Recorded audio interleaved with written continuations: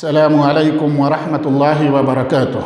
الحمد للہ رب العالمین والصلاة والسلام علی اشرف الانبیاء والمرسلین ومن تبعهم بإحسان الى یوم الدین، اما بعد، اعوذ باللہ من الشیطان الرجیم، بسم اللہ الرحمن الرحیم۔ وَلَقَدْ أَرْسَلْنَا إِلَىٰ أُمَمٍ مِّن قَبْلِكَ فَأَخَذْنَاهُمْ بِالْبَأْسَاءِ وَالضَّرَّاءِ لَعَلَّهُمْ يَتَضَرَّعُونَ۔ میرے بھائی اور دوستو، میں نے جو یہ قرآن کی آیت پڑھی ہے، یہ آج کے ان حالات کے بالکل عین مطابق ہے جو آج ہمارے سامنے کرونا کی شکل میں مہاماری، وبا، آپدہ اور بیماری آئی ہوئی ہے، جو سارے عالم کو پریشان کر رکھی ہے۔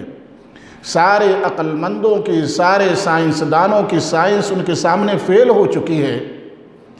یہ آیت بالکل آج کے ان حالات پر فٹ آتی ہے۔ اللہ تعالیٰ فرماتا ہے، اور ہم نے جو تم سے پہلے قومیں گزری ہیں ان کی طرف بھی رسول بھیجا، اور ہمارا عذاب فَأَخَذْنَاهُمْ، ہم نے ان کو پکڑ لیا۔ کن چیزوں سے؟ تنگ دستی اور بیماریوں میں۔ آج ہمارے سامنے تنگ دستی اور بیماریاں دونوں ہیں۔ پورا عالم بلاک ہو چکا ہے، لاک ڈاؤن کرفیو کی شکل ہے، لوگ بھوکوں مر رہے ہیں۔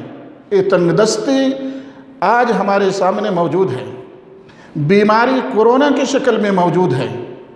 اللہ تعالیٰ نے آج یہ جو قرآن 1400 سال پہلے آیا تھا، آج ان قرآن کی آیات اس کی تصدیق کر رہی ہیں کہ اس کا مقصد ہے لَعَلَّهُمْ يَتَضَرَّعُونَ، تاکہ لوگ جو کبر کر رہے ہیں، جو گھمنڈ میں ہیں، جو غرور میں ہیں، جو اللہ کو ناراض کر رہے ہیں، وہ لوگ اللہ سے عاجزی اختیار کریں، اپنے گناہ پر نادم ہوں، اپنے گناہ پر شرمندہ ہوں۔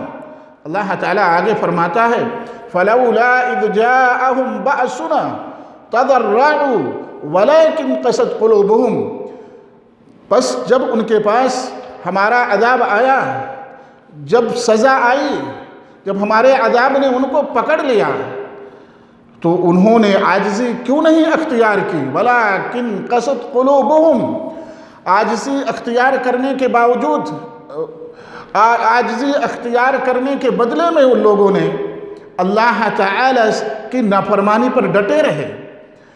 جہاں ان کو چاہیے تھا کہ اللہ سے رجوع کرتے، سر جھکاتے، ان کے دل سخت ہو گئے۔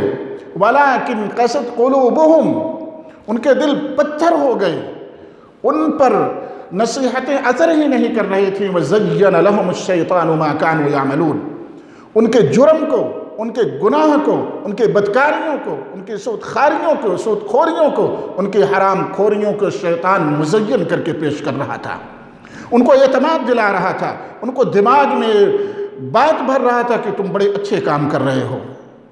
حالانکہ چاہیے یہ تھا کہ اللہ کی یہ سزا دیکھ کر جہاں سارے عقل مندوں کی عقل، سارے سائنسدانوں کی سائنس فیل ہو گئی ہے، وہ اللہ سے رجوع کرتے اور اللہ کی وحدانیت کی گواہی دیتے، اللہ سے اپنے ربط کو مضبوط کرتے، لیکن اللہ سے دوری اختیار کیے رہے۔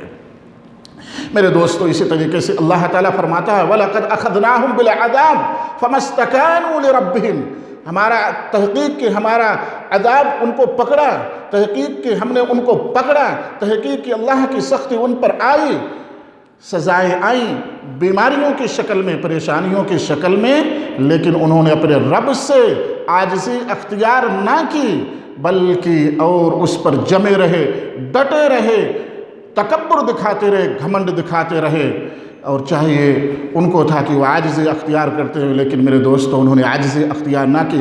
نعمان بن بشیر رضی اللہ تعالی عنہ فرماتے ہیں ان الہلکہ کل الہلکہ ان یعمل بالسیئات فی زمن البلاء، کسی کے لیے اس سے بڑی ہلاکت اور پریشانی نہیں ہو سکتی ہے، ہلاکت و بربادی اس سے بڑی نہیں ہو سکتی ہے کہ ایسے زمانے میں جب بلائیں ہوں، جب پریشانیاں ہوں، جب اللہ کا عذاب ہو، اللہ کی سختی ہو، اس وقت بھی انسان، اس وقت بھی لوگ گناہ کریں، جرائم کرو، اللہ کو ناراض کرنے والا کام کریں۔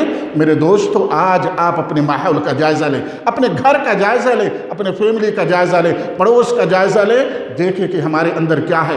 جیسے بیماری کے پہلے، اس کورونا کے پہلے ہم غلط کام کرتے تھے، آج بھی وہی راہ ہماری، آج بھی وہی راستہ ہمارا۔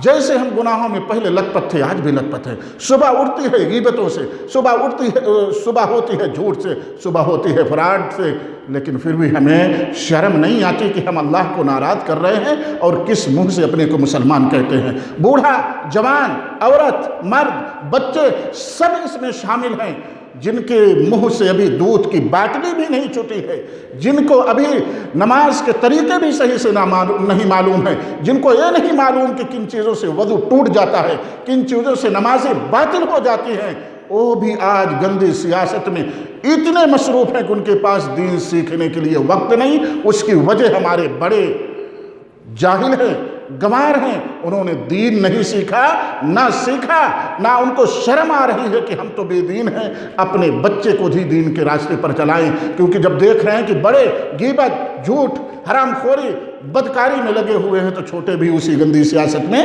لگے ہوئے ہیں۔ میرے دوستو، اس سوچنے کا موقع ہے کہ ہم کس طرف جا رہے ہیں، ہمارا پیر کہاں ہے، ہم کہاں رکھے ہوئے ہیں؟ جہنم کے بالکل کنارے پر، کہ اگلا قدم اٹھے تو ہم جہنم میں داخل ہو جائیں۔ لیکن آج ہمارے مسلمان بھائیوں کو شرم نہیں آتی ہے۔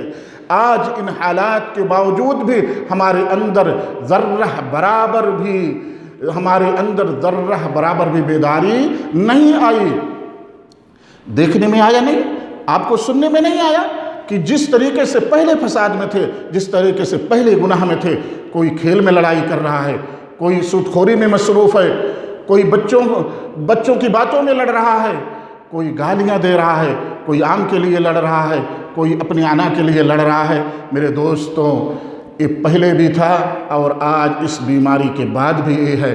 ہمیں چاہیے تھا کہ ہم اللہ کی طرف رجوع کرتے، واللہ اللہ تعالیٰ نے اعلان کر دیا ہے، ایسی قوم، ایسے لوگ جب اللہ کی تنبیہ کے باوجود بھی صحیح راستے پر نہیں آتے تو اللہ تعالیٰ ان کی جڑوں کو کاٹ دیتا ہے، اللہ ان کو ہلاک و برباد کر دیتا ہے، اللہ ان کو دنیا سے مٹا دیتا ہے، ان کے نام و نشان مٹ جاتے ہیں۔ اللہ تعالیٰ فرماتا ہے فَقُطِعَ دَابِرُ الْقَوْمِ الَّذِينَ ظَلَمُوا وَالْحَمْدُ لِلَّهِ رَبِّ الْعَالَمِينَ۔ پس ہم نے ان ظالم قوموں کے تمام راستے کو کاٹ دیا، ہم نے ان کو مٹا دیا، ہم نے ان کو تہ و بالا کر دیا۔ تمام تعریف و شکر اللہ رب العالمین کے لیے ہے، جو سارے جہان کا خالق و مالک پالنہار ہے۔ میرے دوستو، آخری نصیحت، اللہ کو یاد کرو، اپنے وقت کو بیکار میں ضائع نہ کرو، اپنے وقت کو کسی دوسرے کی برائی بیان کرنے میں نہ لگاؤ، اپنے وقت کو دوسروں کی باتوں میں نہ لگاؤ، بلکہ اپنے بارے میں، اپنے ترقی کے بارے میں، اپنے گناہ کے بارے میں، اللہ کی رضامندی کے بارے میں سوچو، تاکہ اللہ تعالیٰ کی طرف رجوع کرو۔